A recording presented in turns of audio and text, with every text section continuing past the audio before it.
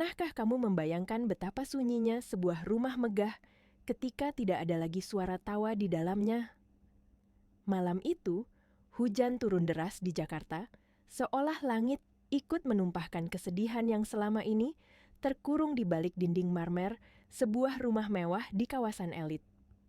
Petir menyambar, menerangi sesaat bangunan besar yang tampak megah dari luar, namun dingin dan hampa di dalamnya. Di ruang tamu yang luas, seorang pria muda duduk sendirian di sofa kulit berwarna gelap. Namanya Dimas, seorang pengusaha muda yang namanya sering muncul di majalah bisnis, sosok yang dikagumi banyak orang karena kesuksesannya yang luar biasa di usia yang masih relatif muda. Harta, kekuasaan, dan pengaruh seolah sudah ia genggam tanpa perlu bersusah payah lagi. Namun malam itu, di balik jas mahal dan jam tangan bernilai miliaran, Dimas justru merasa dirinya adalah manusia paling miskin di dunia. Ia miskin kehangatan, miskin rasa pulang, miskin seseorang yang menunggunya dengan senyum tulus. Hari itu terasa sangat panjang. Rapat demi rapat, angka demi angka, wajah-wajah yang tersenyum di depannya bukan karena peduli, melainkan karena kepentingan. Ketika malam tiba dan ia akhirnya pulang ke rumah besar itu, tidak ada yang menyambutnya selain suara hujan dan pantulan langkah kakinya sendiri di lantai marmer yang dingin. Dimas menyandarkan kepalanya, memejamkan mata, mencoba mengusir rasa lelah yang bukan hanya bersarang di tubuh, tapi juga di hatinya.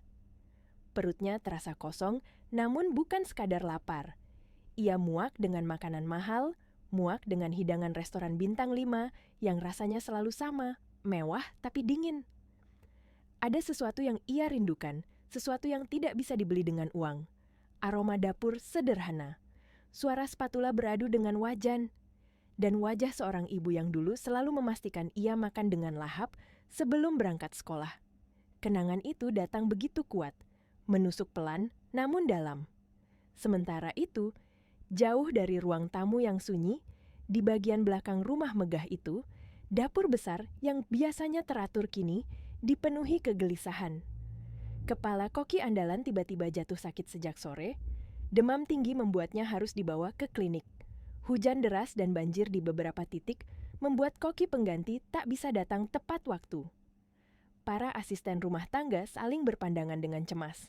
Mereka tahu satu hal, Tuan Dimas belum makan malam, dan mereka juga tahu selera makan tuan mereka bukanlah perkara mudah, bukan karena Dimas galak atau suka memarahi. Justru sebaliknya. Kekecewaan yang terlukis di tatapan matanya jauh lebih menyakitkan daripada amarah yang diucapkan dengan kata-kata. Di antara mereka, berdirilah seorang gadis muda dengan seragam kerja sederhana. Tubuhnya kecil, wajahnya polos, dan matanya bening penuh kehati-hatian. Namanya Farida. Ia hanya seorang pembantu dapur. Tugasnya mencuci sayur, membersihkan peralatan, dan membantu hal-hal kecil lainnya. Ia bukan siapa-siapa di rumah megah itu. Namun malam ini, tanpa ia sadari, takdir sedang menyiapkan peran besar untuknya. Sebuah peran yang akan mengubah hidupnya. Dan hidup seorang pria kaya yang kesepian. Di sudut dapur yang luas dan berkilau oleh peralatan baja anti karat, Farida berdiri sambil meremas ujung celemeknya. Suara hujan yang menghantam atap rumah seakan berpadu dengan detak jantungnya yang berdegup semakin cepat. Ia bisa melihat kegelisahan di wajah Pak Surya, kepala pelayan yang sudah puluhan tahun mengabdi di rumah itu. Pria tua itu memijat pelipisnya, pandangannya kosong, seolah mencari jalan keluar dari situasi yang mendesak namun penuh risiko. Pak Surya tahu betul, malam ini Tuan Dimas pulang dalam kondisi sangat lelah. Tatapan mata tuan mudanya saat turun dari mobil tadi penuh beban, penuh kesepian yang tak terucap. Ia butuh sesuatu yang hangat, sesuatu yang bisa menenangkan, bukan sekadar makanan untuk mengisi perut. Namun, siapa yang bisa memasak dengan rasa yang pas di saat seperti ini? Para asisten lain saling menunduk.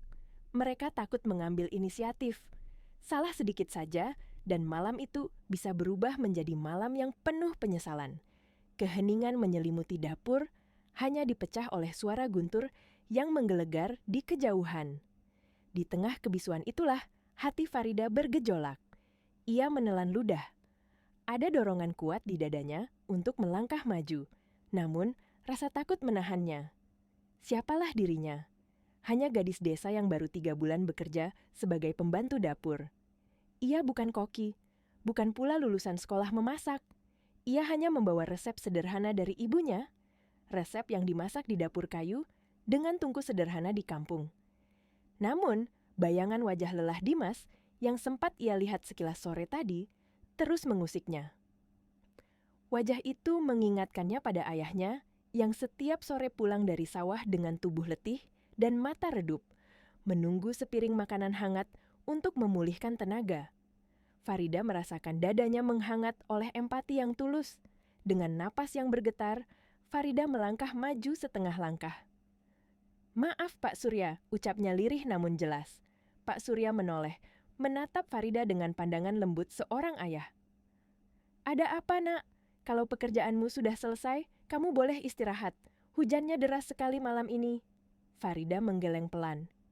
"Bukan itu, Pak. Saya dengar Bapak bingung soal makan malam Tuan Dimas. Kalau Bapak mengizinkan, dan kalau memang tidak ada pilihan lain, bolehkah saya mencoba memasakkan sesuatu?" Kalimat itu menggantung di udara. Farida menunduk, jemarinya saling menggenggam erat. "Masakan saya sederhana, Pak. Masakan kampung. Tapi ibu saya selalu bilang, makanan sederhana bisa menjadi obat kalau dimasak dengan hati yang tulus." Pak Surya terdiam. Ia menatap Farida lama, seolah membaca isi hatinya. Tidak ada ambisi di sana, tidak ada keinginan mencari pujian. Yang ia lihat hanyalah ketulusan murni seorang gadis muda yang ingin menolong. Perlahan, bibir Pak Surya membentuk senyum tipis penuh rasa syukur. "Apa yang ingin kamu masak, Farida?" tanyanya lembut.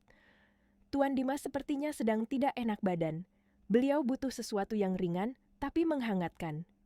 "Sup ayam jahe, Pak," jawab Farida cepat, seolah jawaban itu sudah lama tersimpan di hatinya.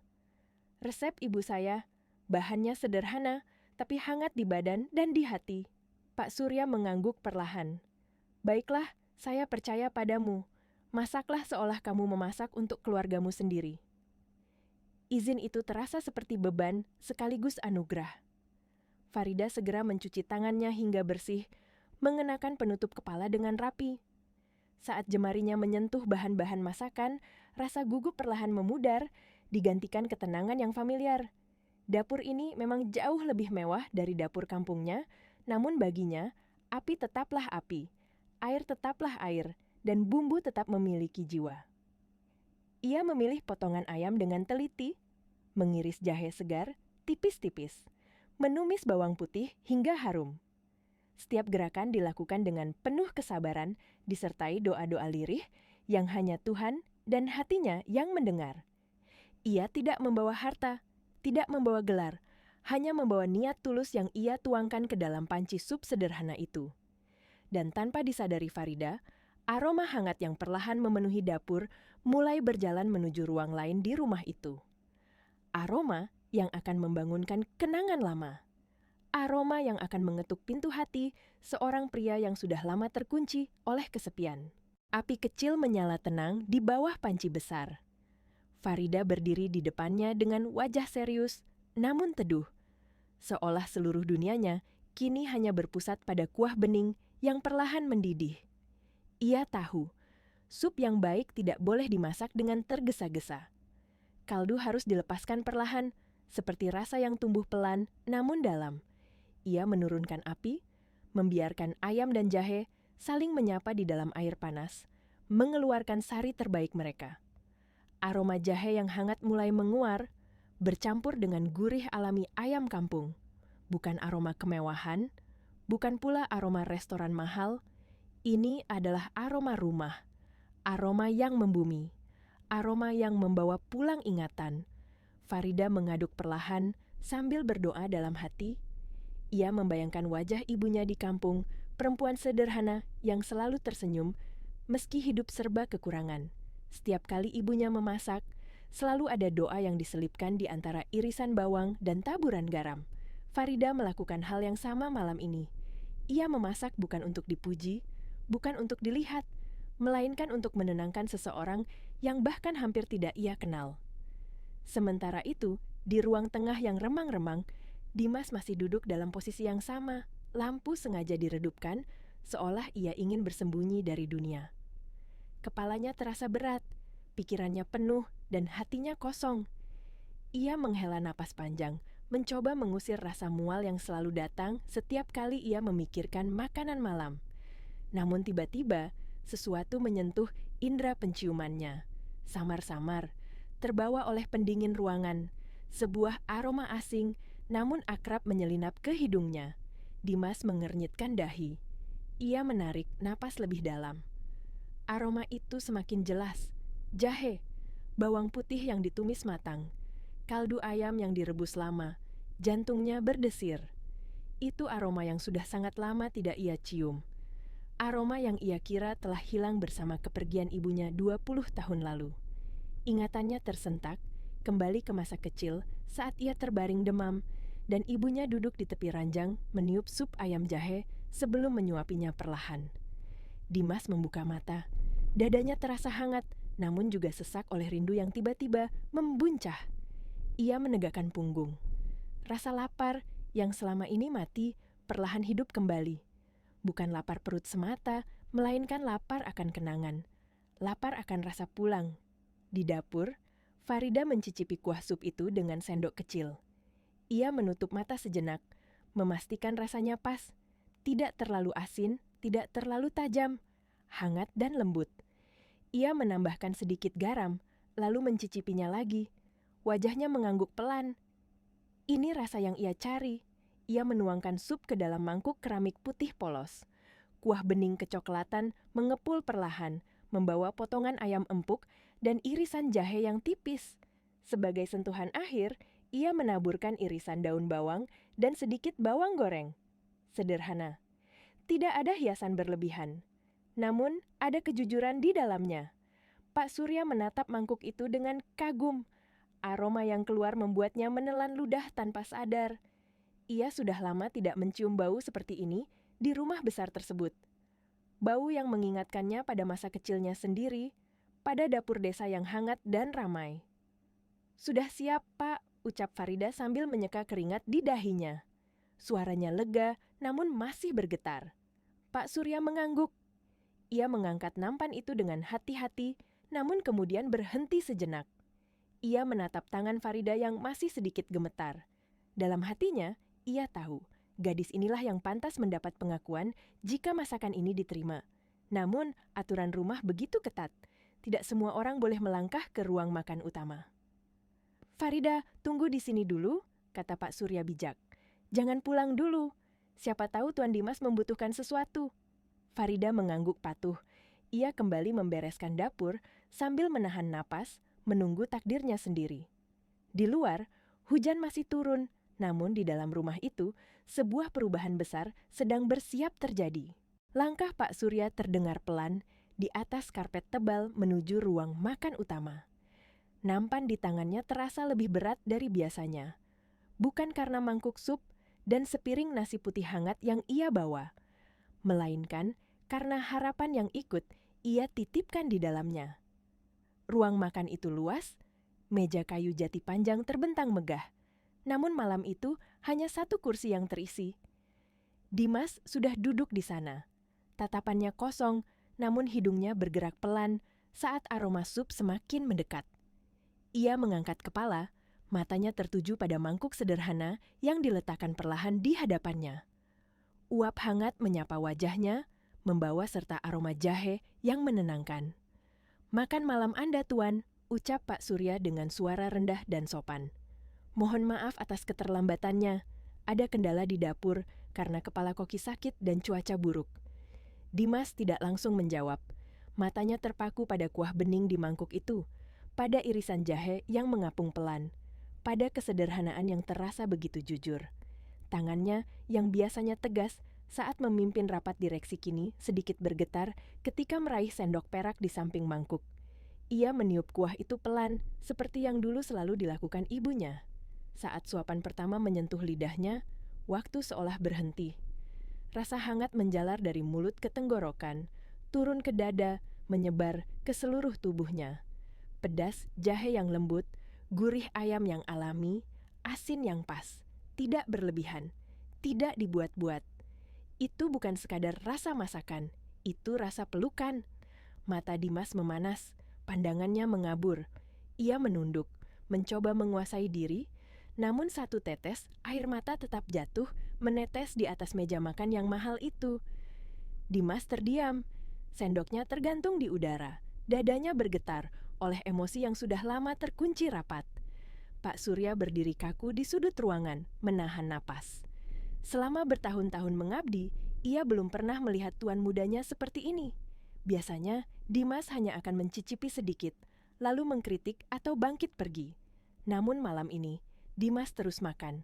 Perlahan, penuh perasaan. Hingga mangkuk itu bersih. Dimas meletakkan sendoknya.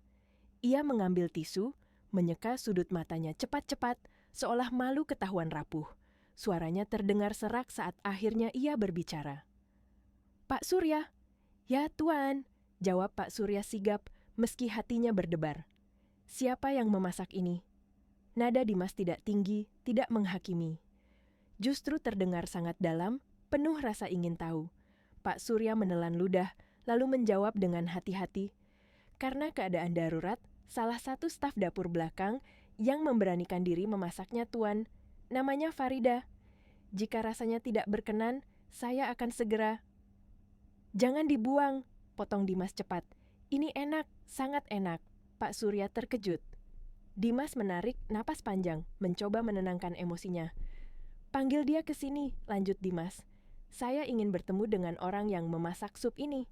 Di dapur, Farida sedang mengelap meja pantry yang sudah bersih mengkilap. Jantungnya berdegup kencang setiap kali ia membayangkan reaksi Tuan Dimas. Apakah supnya terlalu asin? Terlalu hambar? Apakah ia sudah lancang melampaui batas? Saat Pak Surya muncul kembali di ambang pintu dapur, lutut Farida terasa lemas. "Farida," panggil Pak Surya lembut. Farida menoleh cepat, wajahnya pucat. "Iya, Pak. Apakah Tuan Dimas marah?" Pak Surya tersenyum lebar, senyum yang jarang sekali ia tunjukkan. Ia menepuk bahu Farida pelan. "Tenanglah, Nak. Tuan Dimas ingin bertemu denganmu. Beliau bilang masakanmu sangat enak." Farida terdiam, tidak percaya dengan apa yang ia dengar. Dadanya terasa hangat sekaligus bergetar. Dengan tangan gemetar, ia melepas celemeknya, merapikan pakaian kerjanya, lalu mengikuti Pak Surya menuju ruang makan, melangkah perlahan menuju titik balik hidupnya. Langkah Farida terasa berat saat melewati lorong panjang berlapis karpet tebal yang memisahkan dapur dari ruang makan utama. Setiap langkahnya seolah menggema di kepalanya sendiri. Ia menunduk, kedua tangannya saling meremas, berusaha menenangkan detak jantung yang berpacu tak karuan. Cahaya lampu kristal di ruang makan terlihat berpendar lembut, namun baginya terasa menyilaukan. Di ujung meja panjang itu, Dimas duduk menunggu. Mangkok sup di hadapannya sudah hampir kosong, hanya menyisakan jejak kuah bening di dasarnya. Saat Pak Surya memberi isyarat agar Farida maju, ruangan seketika terasa sunyi. Hanya suara hujan di luar yang masih terdengar samar. "Ini Farida, Tuan," ucap Pak Surya pelan. "Staf dapur yang memasak sup ayam jahe untuk Anda." Farida menundukkan kepalanya dalam-dalam, menatap lantai marmer yang mengilap. "Maaf, Tuan, jika masakan saya tidak berkenan," ucapnya lirih, suaranya hampir tak terdengar. "Angkat kepalamu," kata Dimas lembut. Nada suaranya tidak mengandung perintah dingin seorang majikan, melainkan permintaan manusiawi. Perlahan, Farida mengangkat wajahnya, mata mereka bertemu. Farida melihat mata seorang pria yang lelah namun hangat, mata yang baru saja menemukan sesuatu yang hilang. Dimas melihat mata bening seorang gadis sederhana yang memancarkan ketulusan tanpa syarat. "Duduklah," kata Dimas sambil menunjuk kursi kosong di dekatnya. Farida terbelalak. Ia menoleh ke arah Pak Surya, ragu. Duduk semeja dengan majikan adalah hal yang tak terbayangkan baginya. Namun Pak Surya mengangguk pelan, memberi izin. Dengan gerakan kaku, Farida menarik kursi itu dan duduk di ujungnya, punggungnya tegak, tangannya tertata sopan di pangkuan. "Terima kasih," ucap Dimas tiba-tiba. Farida terdiam sejenak. "Untuk apa, Tuan?" "Untuk sup ini," jawab Dimas sambil menunjuk mangkuknya. Rasanya sangat mirip masakan ibu saya. Kalimat itu membuat dada Farida menghangat. Rasa takut yang sejak tadi menyelimutinya perlahan mencair, berganti haru. Saya senang Tuan menyukainya, jawab Farida pelan. Itu hanya resep sederhana dari ibu saya di kampung. Ibu selalu bilang, masakan paling enak bukan karena bahannya mahal, tapi karena doa yang dimasukkan saat memasaknya. Dimas terdiam. Kata-kata itu menggema di kepalanya. Selama ini, ia makan makanan mahal yang dimasak oleh koki-koki hebat, namun jarang ada doa di dalamnya. Mungkin itulah yang selama ini hilang, bukan rasa, melainkan jiwa. Malam itu, di bawah cahaya lampu ruang makan, dan di tengah hujan yang masih turun, sebuah ikatan halus mulai terjalin. Bukan ikatan antara bos dan pelayan, melainkan ikatan dua manusia yang sama-sama merindukan kehangatan. Dimas menghabiskan suapan terakhirnya dengan perasaan yang jauh lebih ringan, seolah beban di pundaknya ikut luruh bersama hangatnya sup sederhana itu. Ketika Farida kembali ke dapur, hatinya masih berdebar, namun kini bukan karena takut. Ada sesuatu yang baru tumbuh di sana. Dan Dimas, yang kembali duduk sendirian di ruang makan luas itu, untuk pertama kalinya tidak lagi merasa sepenuhnya kesepian. Malam itu berlalu dengan tenang, sesuatu yang sudah lama tidak dirasakan Dimas. Setelah Farida kembali ke dapur dan pintu ruang makan tertutup, keheningan kembali menyelimuti rumah megah itu. Namun keheningan kali ini terasa berbeda. Tidak lagi dingin dan menekan, melainkan hangat dan menenangkan, seolah aroma sup jahe masih menggantung di udara, enggan pergi.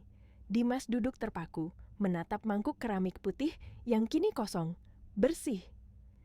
Tidak tersisa setetes pun kuah di dasarnya. Sebuah pemandangan yang hampir mustahil baginya. Selama bertahun-tahun, makanan mahal sering berakhir tak tersentuh, dibuang begitu saja setelah 1-2 suapan. Namun malam ini, lidahnya seolah hidup kembali. Ia menyandarkan punggungnya, memejamkan mata. Rasa hangat dari jahe tidak hanya berhenti di perut, tetapi menjalar ke dadanya, menyentuh jantungnya yang selama ini beku. Dalam benaknya, wajah ibunya muncul dengan jelas. Bukan wajah ibu yang terbaring lemah di rumah sakit, melainkan wajah ibu yang tersenyum sambil memasak di dapur, mengenakan daster sederhana, menyenandungkan lagu pelan. Masakan ini, gumam Dimas lirih. Bagaimana bisa rasanya sama persis? Pertanyaan itu berputar-putar tanpa jawaban. Ada kebetulan yang terasa terlalu rapi untuk sekadar kebetulan.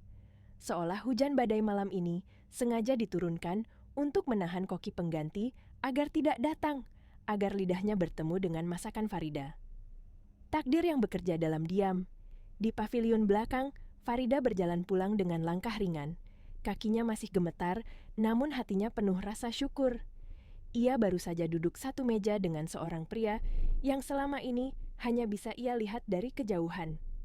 Pria yang dikenal dingin dan tak tersentuh, namun malam ini meneteskan air mata karena masakannya. Sesampainya di dapur belakang, Pak Surya menghampirinya. "Bagaimana Farida?" tanyanya lembut. Farida tersenyum, matanya berkaca-kaca. "Beliau menghabiskan semuanya, Pak. Mangkuknya bersih, dan beliau bilang rasanya mirip masakan ibunya." Pak Surya mengangguk perlahan, wajahnya penuh haru. "Kamu tidak hanya memberi makan perutnya, Nak. Kamu memberi makan jiwanya. Orang kaya seringkali miskin rasa, dan malam ini kamu mengembalikan kenangan yang tidak bisa dibeli dengan uang." Farida menunduk. Kata-kata itu terasa terlalu besar untuknya. Ia hanya melakukan apa yang diajarkan ibunya. Malam itu, ia berdoa lebih lama dari biasanya. Mendoakan ibunya di kampung, mendoakan ayahnya, dan tanpa sadar, mendoakan Dimas agar hatinya menemukan ketenangan. Di kamar tidurnya yang luas, Dimas bersiap untuk tidur. Ia mengambil bingkai foto perak di atas meja nakas. Foto dirinya kecil dalam pelukan ibunya. Jemarinya menyusuri kaca foto itu dengan lembut.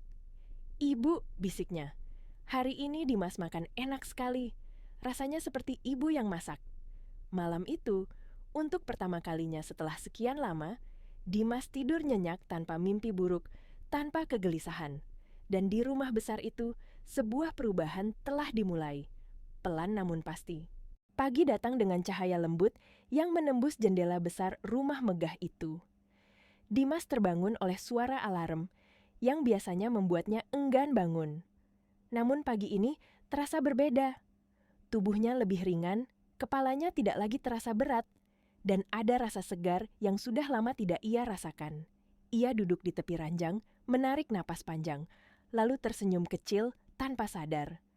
Efek sup jahe dan tidur nyenyak malam sebelumnya seolah membersihkan sisa-sisa lelah yang menumpuk bertahun-tahun.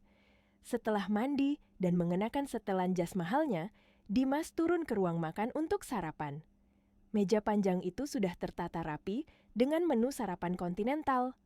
Roti panggang, telur orak-arik, sosis, dan segelas jus jeruk segar. Koki pengganti dari agen penyalur sudah berdiri dengan sikap hormat di samping meja.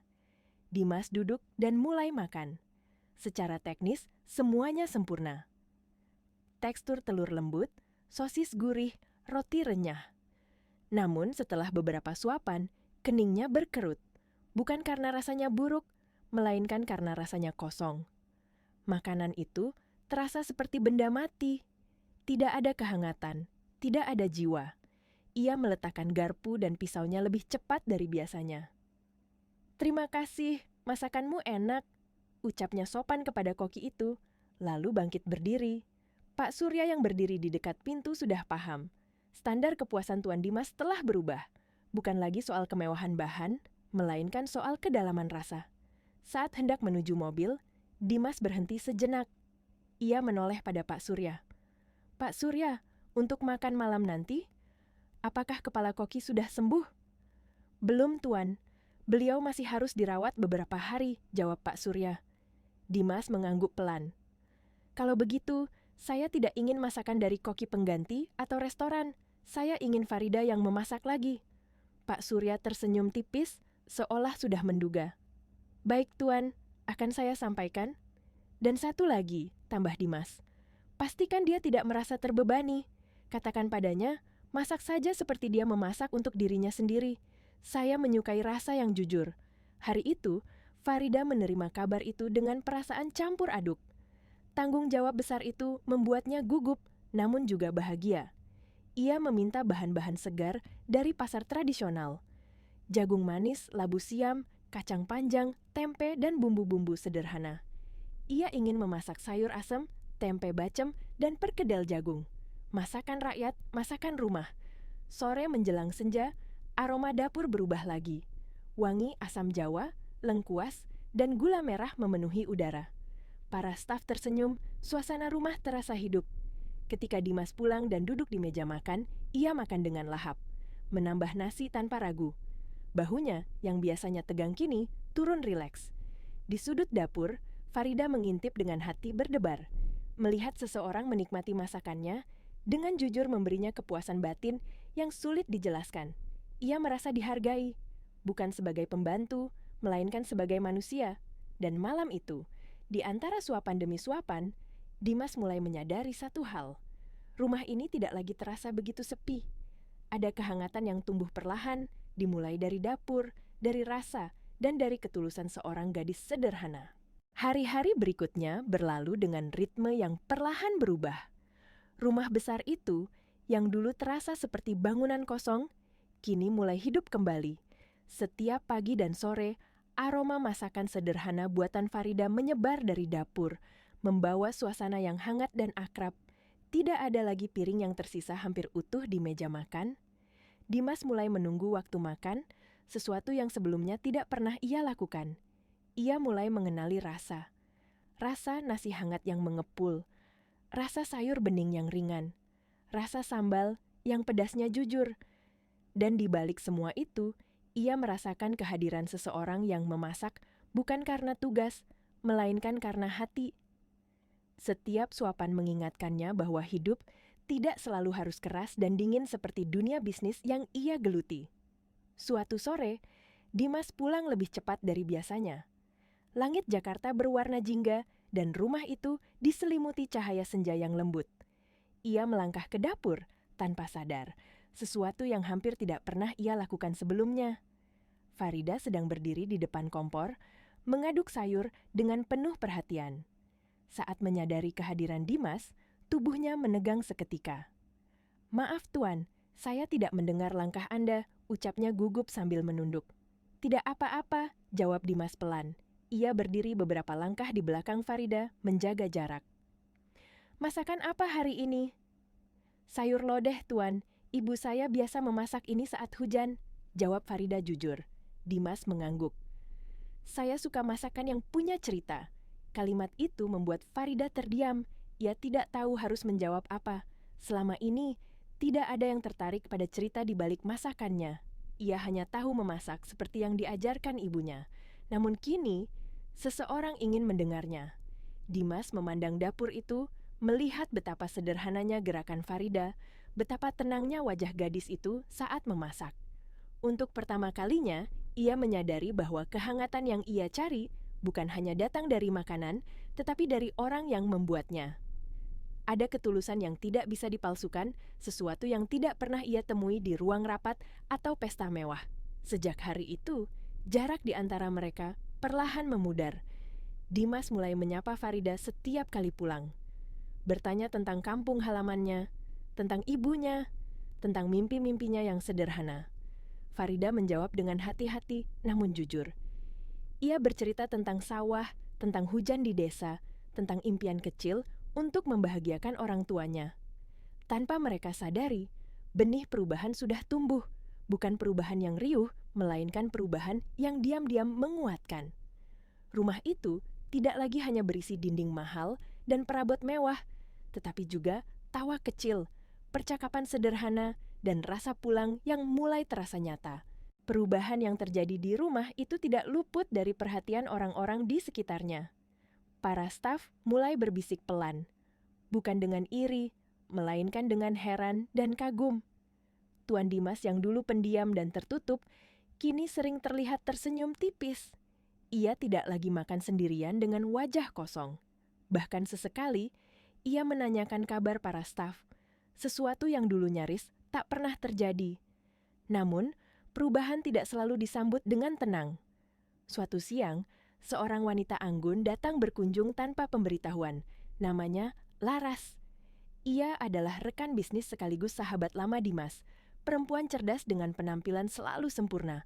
Gaunnya elegan, langkahnya penuh percaya diri. Laras terbiasa menjadi pusat perhatian, terbiasa disambut dengan hormat di rumah itu. Saat makan siang disajikan, Laras duduk berhadapan dengan Dimas. Hidangan hari itu sederhana, sup sayur dan ikan goreng. Laras mencicipinya, lalu mengangkat alis. "Sejak kapan seleramu berubah jadi begini?" tanyanya sambil tersenyum kecil. Nada suaranya terdengar ringan, namun menyimpan rasa heran. "Ini seperti makanan rumah kos, bukan makanan seorang CEO." Dimas tidak tersinggung. Ia justru tersenyum tipis. "Justru karena sederhana, rasanya jujur. Aku suka." Laras menatapnya lebih lama. Ia melihat sesuatu yang berbeda di mata Dimas. Ada ketenangan yang tidak pernah ia lihat sebelumnya. Pandangannya kemudian beralih ke arah dapur, ke sosok Farida yang berdiri di kejauhan, menunduk sopan. "Siapa dia?" tanya Laras pelan. "Orang yang memasak untukku," jawab Dimas singkat. Nada itu membuat Laras terdiam sejenak. Ia merasakan ada jarak yang tiba-tiba terbentang di antara dirinya dan Dimas. Selama ini, ia selalu merasa menjadi satu-satunya orang yang dekat dengan Dimas. Namun kini, ada seseorang lain yang mampu menyentuh sisi terdalam pria itu hanya dengan semangkuk sup dan ketulusan.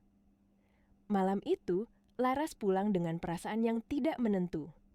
Sementara Dimas duduk sendiri di ruang kerja, memikirkan banyak hal. Ia mulai bertanya pada dirinya sendiri, mengapa kehadiran Farida terasa begitu penting? Apakah ini hanya soal makanan? Ataukah ada kekosongan di hatinya yang selama ini baru benar-benar terisi? Di dapur belakang, Farida merasakan perubahan suasana. Tatapan Laras yang tadi masih terbayang di benaknya. Tatapan yang dingin, menilai, dan membuatnya kembali merasa kecil. Ia sadar betul, posisinya di rumah itu sangat rapuh. Ia hanya seorang pembantu, tidak lebih. Malam itu, Farida duduk sendiri di kamarnya, menatap ponsel tua yang berisi pesan dari ibunya. Kerinduan pada kampung halaman kembali menyeruak. Ia takut berharap terlalu jauh. Ia takut lupa diri. Ia hanya ingin bekerja dengan baik, mengirim uang untuk orang tuanya, dan tetap menjadi dirinya yang sederhana. Namun, takdir jarang peduli pada rasa takut manusia.